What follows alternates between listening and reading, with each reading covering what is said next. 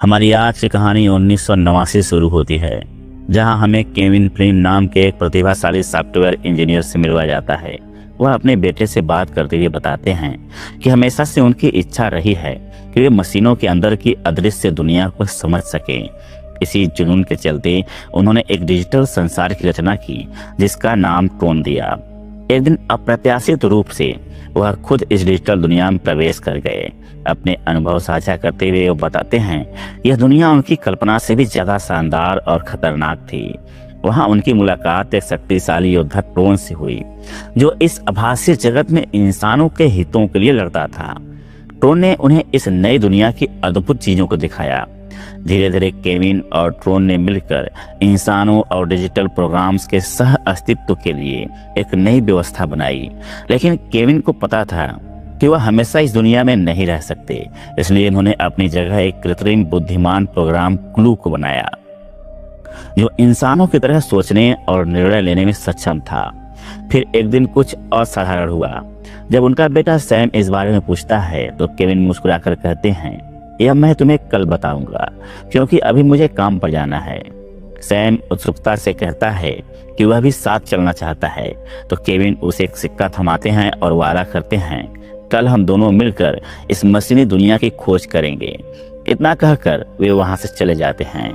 इसके बाद हमें देखा जाता है कि उस दिन के बाद से केविन फ्लिन रहस्यमय तरीके से गायब हो गए। साथ ही यह भी बताया जाता है कि केविन सिर्फ एक वीडियो गेम डिजाइनर नहीं थे, बल्कि एनकॉम कंपनी के सीईओ भी थे। उन्होंने वीडियो गेम इंडस्ट्री में क्रांति ला दी थी, लेकिन उनके अचानक गायब होने से कंपनी में हलचल मची गई। एनकॉम के बोर्ड मेंबर्स इस स्थिति से बेहद चिंतित थे और उन्होंने कंपनी का नियंत्रण केविन के पुराने सहयोगी एलन ब्रैडली से वापस ले लिया। एलन को विश्वास था कि केविन कहीं भागे नहीं है, बल्कि वह एक ऐसे सपने को साकार करने में लगे हुए हैं जो इंसानों की दुनिया को हमेशा के लिए बदल सकता है। लेकिन जैसे जैसे समय बीतता गया, लोगों को लगने लगा कि या तो केविन भाग गए हैं या फिर उनकी मृत्यु हो चुकी है। इस सबका सबसे गहरा असर केविन के बेटे सैम फ्लिन पर पड़ा। अपने पिता के बिना वह अकेला और उदास महसूस करने लगा। हालांकि वह अपने दादा दादी के साथ रहने लगा, लेकिन एनकॉम का सबसे बड़ा शेयर होल्डर होने के बावजूद उसने कंपनी के कामों में कोई दिलचस्पी नहीं दिखाई। अब कहानी वर्तमान में आती है। सैम अब बड़ा हो चुका है और एक जिद्दी तेज तर्रार युवक बन गया है। उसे बाइक रेसिंग का जुनून है और आज वह अपनी तेज रफ्तार बाइक पर सवार होकर एनकॉम कंपनी को बढ़ रहा है। कंपनी पहुंचकर वह हाई सिक्योरिटी सिस्टम को बाईपास करते हुए मुख्य दरवाजे को हैक कर अंदर दाखिल हो जाता है। सावधानी पूर्वक सुरक्षा कैमरों से बचते हुए वह सीधे सर्वर रूम में पहुंचता है। उसका मकसद एनकॉम के सर्वर को हैक करना था, क्योंकि आज ही कंपनी के चेयरमैन रिचर्ड मैकी नए ऑपरेटिंग सिस्टम OS 1 को लॉन्च करने वाले थे। यह सॉफ्टवेयर एक पेड वर्जन था, जबकि सैम के पिता केविन हमेशा इसे फ्री में उपलब्ध कराना चाहते थे। अपने पिता के इस सिद्धांत को बरकरार रखने के लिए सैम सिस्टम को हैक करना शुरू कर देता है। गार्ड को सैम की मौजूदगी का एहसास हो जाता है, लेकिन तब तक वह अपना काम पूरा कर चुका होता है और वहां से निकलने की तैयारी करता है। इसी बीच कंपनी के चेयरमैन रिचर्ड मैकी अपने नए ऑपरेटिंग सिस्टम OS 1 को लॉन्च करते हैं, लेकिन जैसे ही स्क्रीन पर कंटेंट दिखाई देता है, उसमें एक कुत्ते को फुटेज नजर आती है। यह देखकर रिचर्ड और बाकी बोर्ड मेंबर चौंक जाते हैं। सैम न सिर्फ सिस्टम में गड़बड़ी डाल चुका था, बल्कि उसने OS 1 की मास्टर फाइल भी इंटरनेट पर अपलोड कर दी थी। अब लाखों लोगों ने उसे फ्री में डाउनलोड कर लिया था, जिससे एनकॉम को मजबूरी में इस सॉफ्टवेयर को फ्री में उपलब्ध कराना पड़ा। इधर सैम तेजी से बिल्डिंग के टॉप पर पहुंच जाता है, क्योंकि नीचे सिक्योरिटी गार्ड उसे पकड़ने के लिए इकट्ठा हो चुके थे। तभी एक गार्ड ऊपर आ जाता है और सैम को रोकने की कोशिश करता है, लेकिन सैम मुस्कुराकर कहता है, तुम्हारे बॉस के इस पर कोई आपत्ति नहीं होगी, क्योंकि वे मैनेजिंग डायरेक्टर के लिए काम करते हैं और मैनेजिंग डायरेक्टर शेयर होल्डर्स के लिए, और सबसे बड़ा शेयर होल्डर्स मैं हूँ। गार्ड आश्चर्य से पूछता है, क्या आप मिस्टर फ्लिन हैं? लेकिन आप ऐसा क्यों कर रहे हैं? सैम गंभीर होकर जवाब देता है, पहले एक कंपनी मेरे पिता की थी, लेकिन अब यह सिर्फ एक बिजनेस बन चुकी है। इतना कहकर वह इमारत से छलांग लगा देता है और हवा में अपना पैराशूट खोल देता है। वह सुरक्षित नीचे उतरने लगता है, लेकिन तभी एक गलती से स्ट्रीट लाइट के खंभे से टकरा जाता है और वहां पर लटक जाता है। गार्ड उसे पकड़ने के लिए दौड़ते हैं, लेकिन सैम खुद को संभालते हुए एक टैक्सी की छत पर कूद जाता है। इससे पहले कि पुलिस उसे पकड़ पाती, वह तेजी से टैक्सी से कूदकर सड़क पर आ जाता है। पुलिस चारों तरफ से उसे घेर लेती है, लेकिन सैम को गिरफ्तार नहीं कर पाती, क्योंकि वह एनकॉम का सबसे बड़ा शेयर होल्डर था। मजबूरन पुलिस उसे छोड़ देती है। सैम अपनी बाइक उठाकर सीधे अपने अपार्टमेंट की ओर निकल जाता है। अब उसके दादा दादी की मृत्यु के बाद वह इस अपार्टमेंट में अकेले अपने वफादार डॉग के साथ रहता था। सैम अपने अपार्टमेंट पहुंचता है और देखता है कि एलन ब्रैडली पहले से ही उसका इंतजार कर रहे हैं। सैम हल्की मुस्कान के साथ कहता है, बचपन में आप मेरे पिता की तरह मेरा ख्याल रखते थे, जो मुझे बहुत पसंद था, लेकिन अब मैं बड़ा हो गया हूँ। एलन गंभीर होकर जवाब देते हैं, कल रात मुझे तुम्हारे डैड का पेजर पर मैसेज मिला। सैम हंसते कहता है, क्या आप भी बाबा आदम के जमाने का पेजर इस्तेमाल करते हैं? एलन बताते हैं, तुम्हारे डैड ने मुझसे कहा था कि इस पेजर को हमेशा अपने पास रखना, और अब 20 साल के बाद उनके पुराने वीडियो गेम आर्केड से मुझे एक मैसेज मिला है। लेकिन सैम को इसमें कोई दिलचस्पी नहीं होती। वह थके हुए अंदाज में कहता है, आप शायद अकेले इंसान हैं जो अभी इन सब पर विश्वास करते हैं, लेकिन मैं थक चुका हूँ। मुझे लगता है कि मेरे डैड या तो मर चुके हैं या फिर कहीं अकेले अपनी जिंदगी जी रहे हैं। एलन सैम को एक चाबी पकड़ाते हुए कहते हैं, मैं अब तक वहां नहीं गया, लेकिन मैं चाहता हूं कि पहले तुम जाओ। इतना कहकर एलन वहां से चले जाते हैं। इसके बाद सैम अपने पिता के पुराने वीडियो गेम आर्केड में पहुंचता है, तो सालों से बंद पड़ा था। वह अंदर जाता है और वहां की लाइट्स ऑन करता है। कमरे में पुराने आर्केड गेम की कतारें लगी होती हैं। उसकी नज़र एक ट्रोन गेम मशीन पर पड़ती है। सैम अपने डैड द्वारा दिया गया कॉइन मशीन में डालता है, लेकिन सिक्का नीचे गिर जाता है। जब वह सिक्का उठाने के लिए जाता है तो उसे फर्श पर कुछ निशान दिखाई देते हैं, ऐसे निशान जो किसी मशीन को हटाने से बनते हैं। शक होने पर वह गेम मशीन को साइड करता है और देखता है कि उसके पीछे एक गुप्त दरवाजा है। सैम उत्सुकता से दरवाजा खोलकर अंदर जाता है और उसके अंदर घुसते ही मशीन अपने आप वापस अपनी जगह पर आ जाती है। वह आगे बढ़ता है और देखता है कि वहाँ एक पुराना वर्क स्पेस बना हुआ है। कमरे की दीवारों पर उसके बचपन की तस्वीरें लगी हुई थी। यह देखकर सैम समझ जाता है कि उसके पिता ने यहाँ लंबे समय तक काम किया था। सैम कंप्यूटर को ऑन करता है और यह जानने की कोशिश करता है कि उसके डैड यहाँ किस तरह का काम किया करते थे। वह स्क्रीन पर पुराने कोड्स और डेटा ब्राउज कर ही रहा होता है कि गलती से उसने पीछे लगे एक लेजर मशीन को ऑन कर दिया। अगले ही पल एक तेज रोशनी चमकती है और सैम अचानक गायब हो जाता है। जब वह होश में आता है तो खुद को एक अजीबोगरीब डिजिटल दुनिया में पाता है। जैसे ही वह बाहर निकलता है उसे चारों तरफ नियॉन लाइट से जगमगाती एक विशाल मशीनी दुनिया दिखाई देती है। उसे तुरंत एहसास हो जाता है कि वह अपने पिता की बनाई डिजिटल दुनिया में आ चुका है। तभी कुछ अजीब दिखने वाले सिपाही आते हैं और उसे घेर लेते हैं। वे यह देखकर हैरान होते हैं कि सैम के पास कोई डिस्क नहीं है, जिससे उन्हें लगता है कि वह कोई गुमशुदा प्रोग्राम है। सैम घबराहट में पूछता है, मुझे कहाँ ले जा रहे हो, मेरे डैड कहाँ है? लेकिन एक सिपाही उसे घूर कर कहता है, अगर जिंदा रहना है तो चुप रहो। सैम अब डरने लगता है। वह देखता है कि उसे और कुछ अन्य कैदियों को सीट्स में बिठाकर किसी अड्डे की तरफ लेकर जाया जा रहा है। कुछ ही देर में वे एक विशाल एरिना पर पहुंचते हैं, जहां सैम को एक अंडरग्राउंड गेमिंग जोन में भेज दिया जाता है। जैसे ही वह नीचे पहुंचता है, कुछ लेडी प्रोग्राम्स उसके पास आती हैं और उसे एक हाई टेक सूट पहनाती हैं। फिर उसे एक आइडेंटिटी डिस्क देती हैं और कहती हैं, यह डिस्क तुम्हारी पहचान है, जो भी तुम सीखोगे करोगे सब इसमें रिकॉर्ड होगा, इसे कभी मत खोना। इसके बाद वे उस डिस्क को सैम के सूट में फिट कर देते हैं और उसे गेमिंग जोन में भेज दिया जाता है। सैम को एक लिफ्ट के जरिए एरिना भेजा जाता है, जहां डिस्क वार शुरू होने वाला था। वहां चारों तरफ बड़े बड़े ग्लास में चैम्बर्स बने होते हैं, जहां दो दो खिलाड़ियों के बीच मुकाबला कराया जा रहा था। सैम देखते हैं कि जैसे ही कोई खिलाड़ी हारता है, वह डिस्क के वार से तुरंत नष्ट हो जाता है। अब सैम का मुकाबला एक अजीब और खतरनाक दिखने वाले डिजिटल वॉरियर से होता है। सैम पहली बार इस तरह के गेम में फंसा था, लेकिन वह तेजी से दुश्मन के वार से बचता है और अपनी चालाकी का इस्तेमाल करता है। जब उसका विरोधी ताकत से हमला करने के लिए आगे बढ़ता है, सैम अचानक उसके नीचे के कांच को तोड़ देता है। विरोधी खिलाड़ी सीधे नीचे गिरकर नष्ट हो जाता है। सैम जीतने के बाद राहत की सांस लेता है और गुस्से में कहता है, मैं जीत चुका हूँ, अब मुझे जाने दो। लेकिन उसे जल्द ही पता चलता है कि यह गेम तब तक खत्म नहीं होगा जब तक सिर्फ एक ही विजेता बचता है। यह सुनकर सैम का गुस्सा बढ़ जाता है और वह गेम के नियम तोड़ते हुए दूसरे चैम्बर्स में घुसकर वहां मौजूद खिलाड़ियों पर हमला करने लगता है। वह तेजी से आगे बढ़ता है, एक एक करके सभी खिलाड़ियों को हराकर आखिरी राउंड तक पहुंच जाता है। वहां दूसरी तरफ क्लू और उसके साथी प्री गेमिंग एरेना को मॉनिटर कर रहे होते हैं। वे देख रहे होते हैं कि कैसे सैम अपनी चालाकी से गेम के नियमों को तोड़ रहा है और बाकी खिलाड़ियों को हरा रहा है। अंतिम राउंड में सैम का मुकाबला रेंजलर से होता है, जो क्लू का सबसे शक्तिशाली और घातक योद्धा था। रेंजलर के पास 2 डिस्क होती हैं, जिससे वह बेहद खतरनाक हो जाता है। जैसे ही लड़ाई शुरू होती है, सैम पूरी ताकत से मुकाबला करता है, लेकिन रेंजलर बहुत ज्यादा तेज और ताकतवर साबित होता है। वह सैम पर भारी पड़ता है और उसे बार बार गिरा देता है। रेंजलर एक घातक वार करने ही वाला होता है कि तभी उसकी नज़र सैम के हाथ से बहते खून पर पड़ती है। वह चौंक जाता है, क्योंकि इस मशीनी दुनिया में किसी भी प्रोग्राम से खून नहीं निकल सकता था। रेंजलर कुछ कदम पीछे हटता है और क्लू सैम से पूछता है, तुम कौन हो?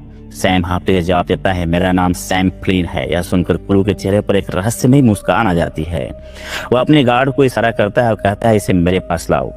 सैम को पकड़कर क्लू के सामने ले जाया जाता है। क्लू धीरे धीरे अपना मास्क उतारता है और सैम यह देखकर हैरान रह जाता है कि वह उसके पिता हैं। सैम की आंखें खुशी से चमक उठती है। वह उत्साहित होकर कहता है, डैड आप यहाँ थे, हम घर लौट सकते हैं। लेकिन क्लू मुस्कुराते हुए कहता है, मैं तुम्हारा डैड नहीं हूँ। सैम अचानक ठहर जाता है। उसे एहसास होता है कि यह उसके पिता नहीं बल्कि वही प्रोग्राम क्लू है जिसे उसके डैड ने बनाया था। वह गार्ड्स को इशारा करता है और सैम को फिर से गेमिंग ग्राउंड पर ले जाया जाता है।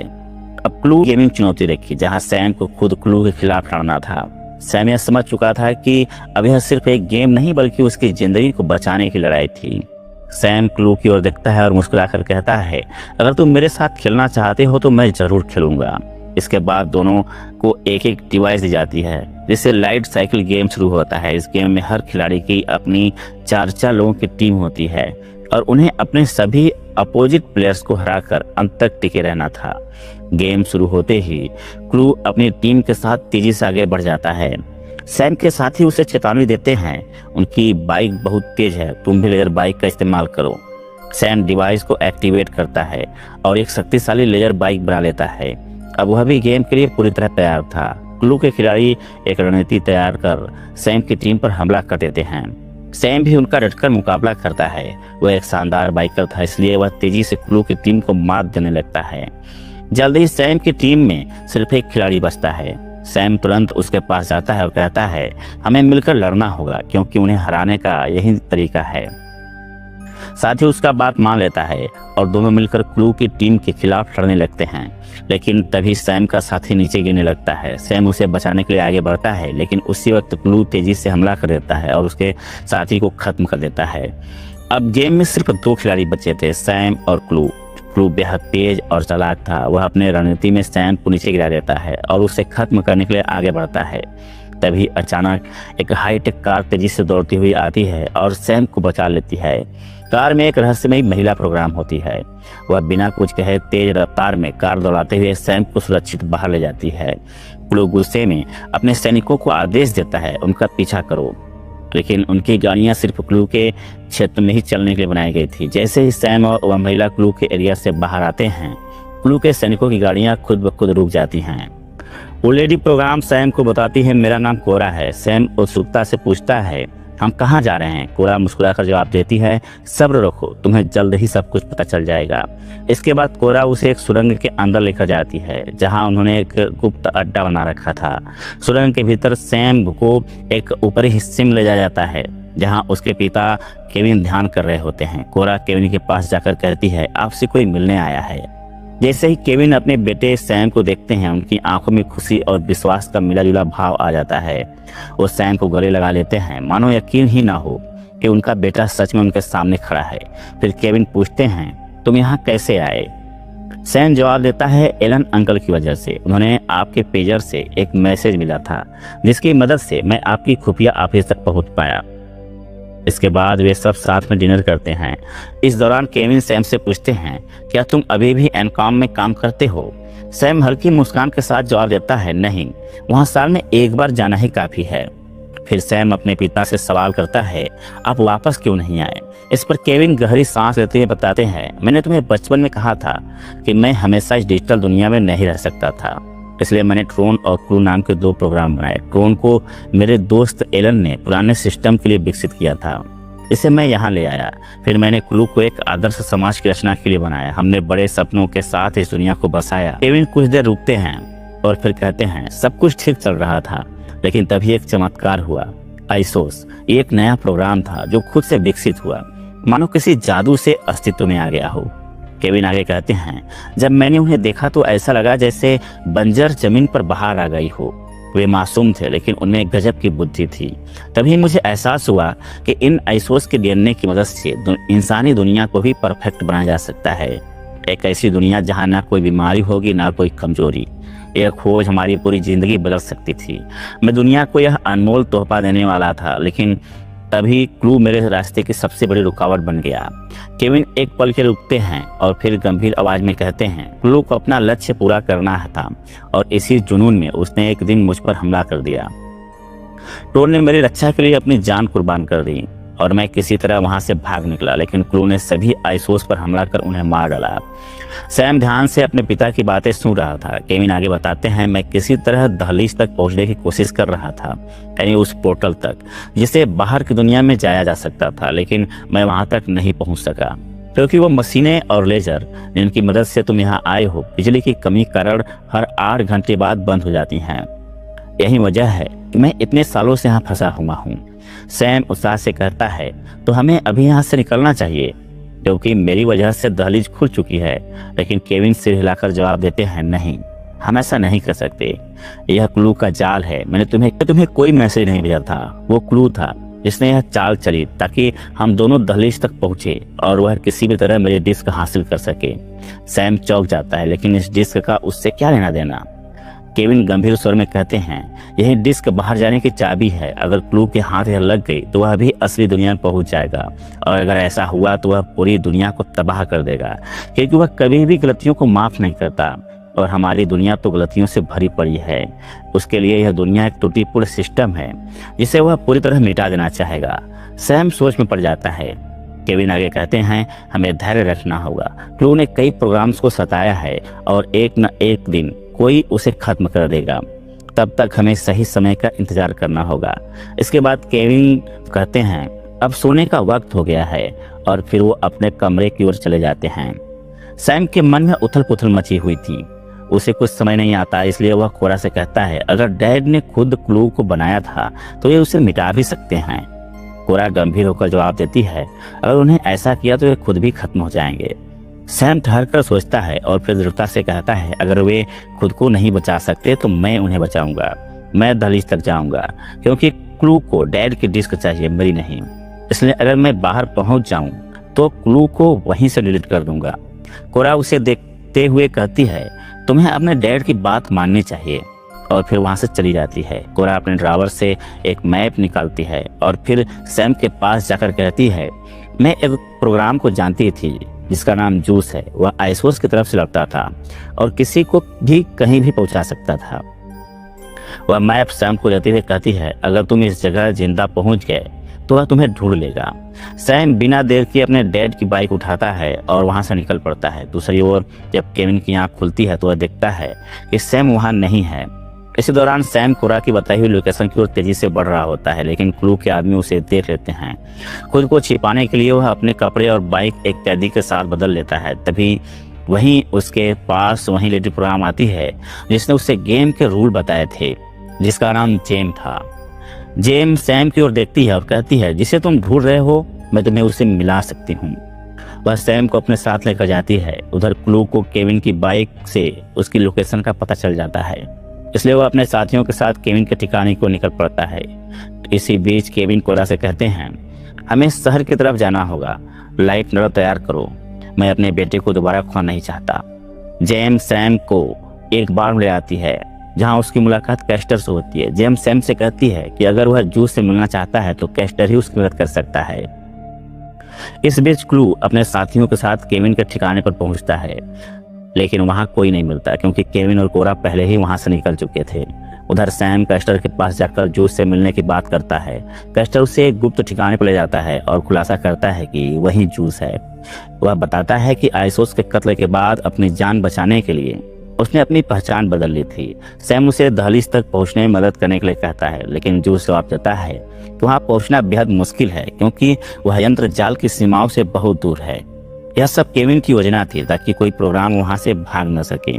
जब सैम उससे मदद मांगता है तो जूस एक शर्त रखता है, उसे बताना होगा कि उसे वहां किसने भेजा।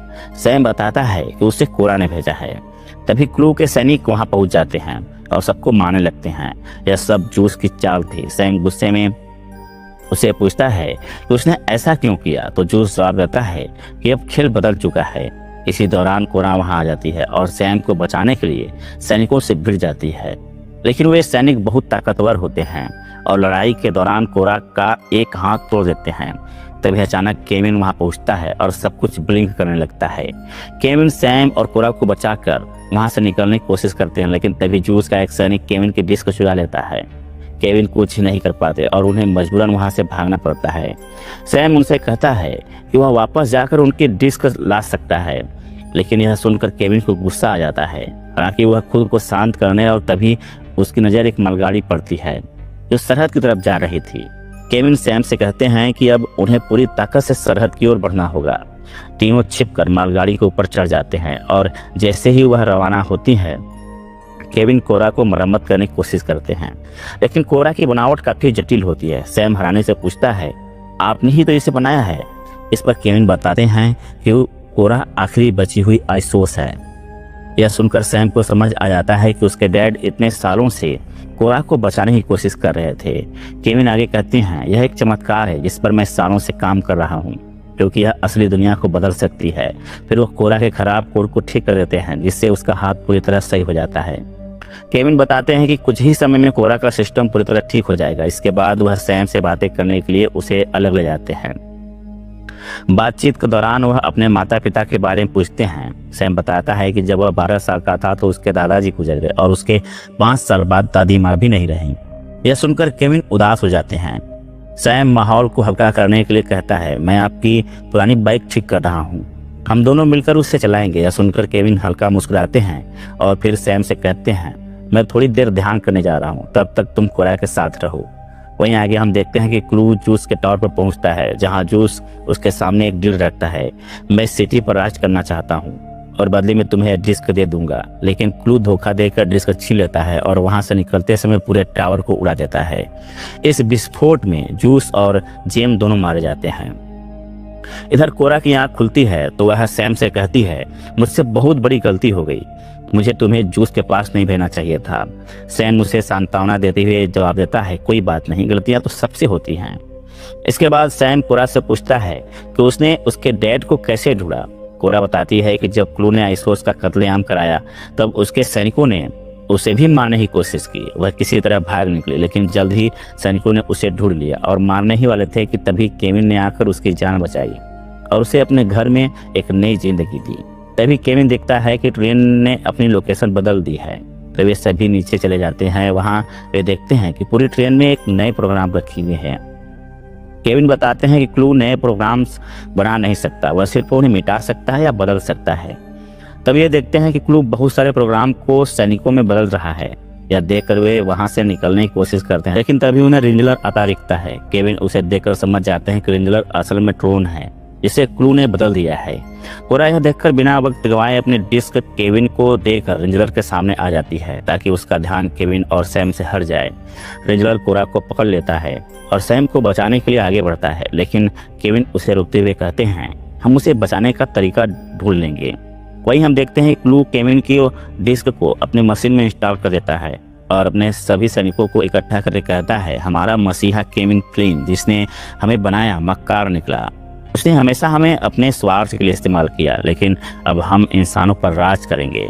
यहीं से पता चलता है कि क्लू का असली प्लान इस डिस्क की मदद से असली दुनिया में जाकर वहां के सभी इंसानों का खात्मा करने का था। केविन यह सुनकर परेशान हो जाते हैं, लेकिन सैम उनसे कहता है मुझे कुछ भी करके आपकी डिस्क वापस लानी होगी।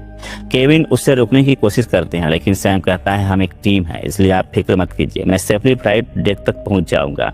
इसके बाद सैम उस सीट पर पहुंचता है जहां उसके डैड की डिस्क रखी होती है। वह वहां सैनिकों पर हमला करता है, उन्हें मार गिराता है और आखिरकार डिस्क को हासिल कर लेता है।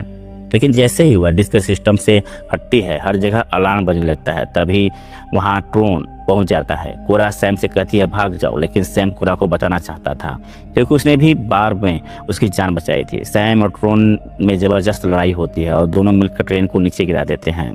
फिर सैम कोरा को लेकर फ्लाइंग सूट की मदद से नीचे कूद जाता है, जिससे वे सीधे फ्लाइट तक डेक पर पहुंच जाते हैं जहां केविन पहले से शिप लेकर तैयार खड़े थे। इसके बाद वे तीनों वहां से निकल जाते हैं, लेकिन क्लू को जैसे इस बात का पता चलता है वह अपने सैनिकों के साथ हाईटेक जेट में उनका पीछा करने लगता है।